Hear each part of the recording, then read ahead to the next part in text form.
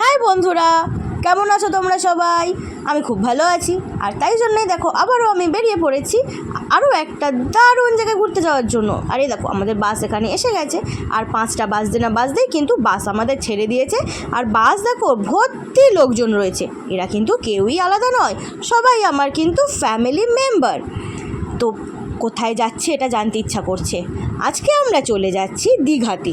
কারণ দেখো এই কিছুদিন আগে কিন্তু দীঘা জগন্নাথ মন্দির উদ্বোধন করা হয়েছে। আর সেটাই দেখার জন্য ভীষণ আগ্রহী আমরা। তাই বেশি দেরি না করে নতুনই আমরা দেখার জন্য চলে যাচ্ছি দীঘাতে। তো তার জন্য আমরা প্রথমে দেখো আমরা চলে এসেছি ব্রেকফাস্ট করতে মেচেদার একটি খুবই বড় রেস্টুরেন্ট শের বেঙ্গলে। তো সেখানে আমরা অনেকেই নেওয়া হয়েছিল এগ টোস্ট, আর কিছুজন কিন্তু নিয়েছিল এখানে আলুর পরোটা। এই দেখো এগুলো হচ্ছে আলুর পরোটা, খেতে কিন্তু দুর্দান্ত ছিল। আলুর পরোটার কিন্তু সাথে দিয়েছিল ছোলা আর চানার তরকারি, আর তার সাথে দিয়েছিল রায়তা এবং চাটনিটাও ছিল। চাটনিটা আমি নিইনি, তো চাটনিটাও কিন্তু খেতে ভীষণ ভালো লাগছিলো আর প্রচণ্ড সফট ছিল, যেটা কিন্তু আমার তো খুবই ভালো লেগেছে। কার কীরকম লাগবে জানি না, বাট আমার ভীষণ ভালো লেগেছে। তারপর দেখো চাটাও আমার দারুণ লেগেছে, মানে চায়ের কালারটা যেরকম সুন্দর, চাটা খেতেও কিন্তু দুর্দান্ত ছিল। তারপর আমরা এখন ব্রিজ পেরিয়ে চলে যাচ্ছি দীঘার দিকে। পেট ভরে গেছে, তার সাথে আমাদের মনটাও ভরে গেছে। আর দেখো আমরা যেহেতু জগন্নাথ বাবার কাছে যাচ্ছি, আমাদের দিকে তাকিয়েই মনে হয় জগন্নাথ বাবা কিন্তু আজকের সূর্যকে উঠতে দেয়নি। দেখো আমরা কিন্তু ভালোই মেঘে মানে ঠান্ডা ওয়েদারে চলে গেছি। তারপর দেখো এটা হলো নাচিন্দা কালীমা, যেটা কিন্তু এই কালীমার মন্দির ভীষণ জাগ্রত। এটা ঠিক জায়গাটা আমি তোমাদের বলতে পারবো না, কিন্তু খুবই জাগ্রত এই কালীমা। তো আমরা দর্শন করতে পারিনি। তারপর আমরা চলে এলাম দীঘার মেন গেট। এই দেখো সামনে দেখতে পাচ্ছ দীঘার গেট। আর এই দীঘার গেট দিয়ে আমরা সোজা ঢুকে যাব দীঘায়। তো তারপর আমরা একটুখানি খুঁজতে আমাদের প্রবলেম হচ্ছিলো আমাদের হোটেলটা, কারণ এই হোটেলটা আমরা ফার্স্ট টাইম যাচ্ছি। এর আগে যতবার আমরা যে হোটেলটায় ছিলাম সেটা আমাদের চেনা, কিন্তু এই বছর একটা কারণের জন্য আমরা অন্য হোটেলে এসেছি। এই দেখো এই হোটেলটার নাম হলো হোটেল ইউনিক ইন। এই হোটেলটা কিন্তু ভিতরটা খুব সুন্দর, আর ভিতরকার অ্যাম্বিয়েন্স এত ভালো ছিল, আমার তো ভীষণ ভালো লেগেছে। আমাকে যদি কেউ টেনে কিছু নাম্বার দিতে বলে, আমি টেনে 9 তো দেবই। আর এই সোফাগুলো না আমার খুব ভালো লেগেছে, এটা দেখলাম মনে হলো আমার কিন্তু সত্যিই ভীষণ ভালো লেগেছে। আর সুইমিং পুলটাও কিন্তু দুর্দান্ত ছিল। তারপর বাদবাকি ফর্মালিটিস কমপ্লিট করে আমরা চলে এলাম সুইমিং করতে। এখানে দেখো এখানে বাচ্চাদের সুইমিং পুল রয়েছে, যেখানে আমার ভাইপো ছোট ভাই সবাই কিন্তু এখানে নেমে গেছে। এখানে আমার বৌদিও চলে গেছে। তারপর বিকাল হতেই আমরা চলে যাচ্ছি জগন্নাথ মন্দিরের উদ্দেশ্যে, যেটার জন্য আমরা ভীষণভাবে আগ্রহী ছিলাম জগন্নাথ মন্দিরকে দেখবো বলে। এই দেখো এই গেটগুলো, এগুলো আমরা বিকেল যেহেতু বেরিয়েছিলাম তাই জন্য লাইট জ্বলেনি। এটা যত রাত হবে তত কিন্তু আরও সুন্দর লাগে। যেমন এই দেখো এদিকে জগন্নাথ ঠাকুরের মুখের কাছে এরকম লাইট দিয়ে দিয়েছে। আর এই দেখো মন্দিরটা দেখতে পাচ্ছ, মানে এত বড় জায়গা নিয়ে এত সুন্দরভাবে করা, মানে ভীষণ ভালো লেগেছে। আমার তো সত্যি কথা বলতে ভালো লেগেছে, কার কতটা লেগেছে আমি বলতে পারবো না। তো এখন আমরা চলে যাচ্ছি জগন্নাথ মন্দিরের ভিতরটায় যাবো বলেই জুতো রাখতে। এখানে তোমরা চাইলে কিন্তু জুতো ফোন রেখে যেতে পারো। ও সবথেকে বড় কথা, পুরীর মন্দিরে যেরকম মোবাইল অ্যালাউ করে না, এখানে কিন্তু মোবাইল অ্যালাউ আছে, এটা একটা ভালো জিনিস। তো তারপর আমরা এখন মন্দিরের সদর দরজা দিয়ে ভিতরে যাচ্ছি। পুরীর জগন্নাথ মন্দিরে যেরকম সামনে দেখো জগন্নাথ ঠাকুর বসানো থাকে, এখানেও কিন্তু সেম দেখো জগন্নাথ বসানো রয়েছে। তারপর দেখো এখানে আমরা পদ্মপুকুর রয়েছে। এখানে সবাইকেই বারবার বলা হচ্ছে পা যেন না দেয়, তাই তোমাদেরকেও আমরা বলছি যে এই জগন্নাথের যে পদ্মপুকুর আছে প্লিজ কেউ পা দিও না, হাত দিয়ে জল নিয়ে পা ধুয়ে নাও, মাথায় দাও, ঠিক আছে। তারপর এখন আমরা চলেছি ভিতরে। দেখো এখানে নারায়ণের মূর্তি গড়া হয়েছে। আর এই হচ্ছে সিঁড়ি, এই সিঁড়ি পেরোলেই কিন্তু আমরা আসল জগন্নাথ বাবাকে দেখতে পাবো। এই যে মন্দির, এই মন্দিরের ভিতরে কিন্তু রয়েছে জগন্নাথ বাবা। আর এই দেখো গেট থেকে এবার আমরা মন্দিরের ভিতর ঢুকছি।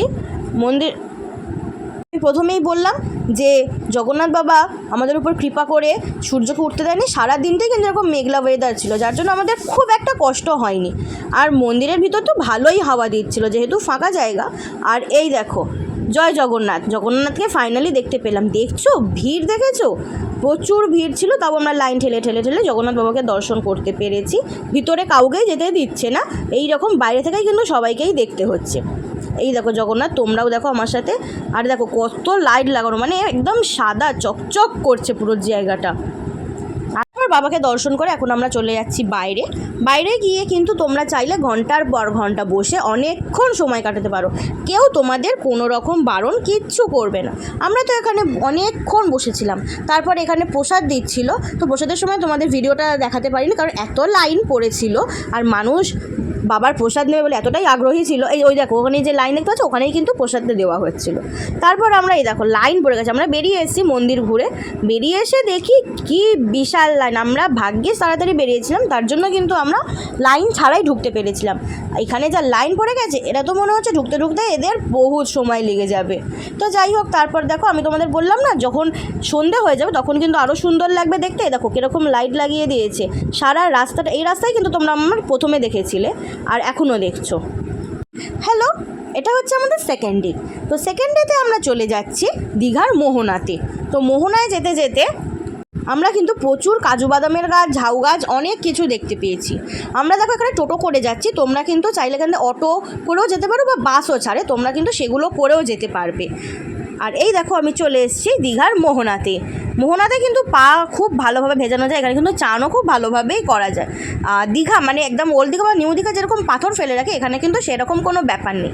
আজকে আবার ভীষণ সূর্য উঠেছে গো, তাই দেখো পুরো একেবারে রোদ ভরপুর। তারপর আমরা ভালো করে ঘোরাঘুরি কমপ্লিট করে এখন আমরা বাড়ির দিকে রওনা দিচ্ছি।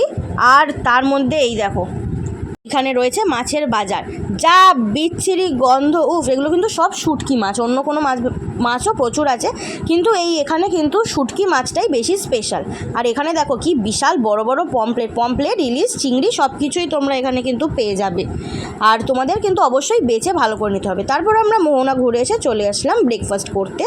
আমার কিন্তু এই ইউনিক ইন হোটেলটার ভিতরটা দারুণ লেগেছে, যেরকম হোটেল সেরকমই রেস্টুরেন্টটা, এটা হচ্ছে রেস্টুরেন্টটা। তো এখন আমরা চলে যাচ্ছি। তো এই দেখো আমার হাতে চলে এসেছে আমার ব্রেকফাস্ট। এখানে দেখো সিমুই রয়েছে, পোহা রয়েছে, আলুর দম, এবারে এখানে দিয়েছিল কিন্তু তরমুজ, আর তার সাথে কিন্তু কলাও ছিল।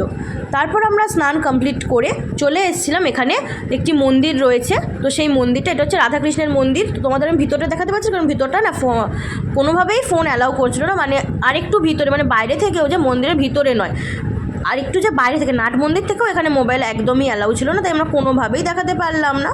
তো তারপরে আমরা চলে গেলাম চন্দনেশ্বর মন্দিরে। এটা কিন্তু দীঘার খুব বড় একটা মন্দির, চন্দনেশ্বর মন্দির। তো চন্দনেশ্বর মন্দিরের ভিতরে দেখলাম, গিয়ে আমরা লাইন দিয়েছিলাম পুজো দেওয়ার জন্য। তো সেখানে দেখি এখানে এই মহাদেব রয়েছেন, মহাদেবের বাহন, যেখানে আমার বড়দা তাকে সিংহের মধ্যেই মালা পরিয়ে দিল, আর এই হচ্ছে চন্দনেশ্বরের বাবা। তো আমরা খুব ভালোভাবেই কিন্তু পুজো দিতে পেরেছি, মানে পুজোটা ভীষণ শান্তিপূর্ণভাবে হয়েছে। তো তারপর সব পুজো কমপ্লিট করে আজকে তো বাড়ি যাওয়ার পালা, তাই যে হোটেলে আমরা সকালে খেয়েছিলাম সেই হোটেলেই আবার বিকেলবেলা দেখো আমরা এগ রোল খাচ্ছি।